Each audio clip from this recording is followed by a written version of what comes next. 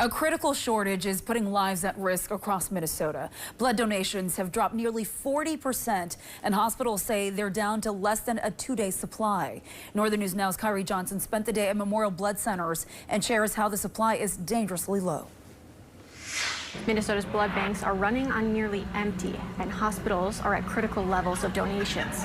But right here at Memorial Blood Centers in Duluth, people are stepping up and donating when it matters most. If just 1% more of Americans became regular blood donors, blood shortages nationwide would essentially disappear entirely. It's a staggering statistic that comes at a time when local donations have plummeted 40% below hospital needs. For our most in-demand blood types, we currently have only a 2-day supply compared to the 5- or 6-day supply that is needed to meet hospital needs. And hospital staff with Aspirus St. Luke's emphasize the importance of a stable supply, especially considering their bank comes entirely from local donors. There is nothing that I can imagine being worse for my staff than opening that fridge and not being able to have a product available for a patient, because you know that you've done everything that you can, and that patient is probably going to die just because of a lack of a resource. Gina Mertz is the parent of a pediatric blood recipient. Her daughter was diagnosed with cancer at the age of 3. She needed 182 blood transfusions to stay alive, all of which were made possible by donors. There's no synthetic replacement for blood. There is no pill. There is no,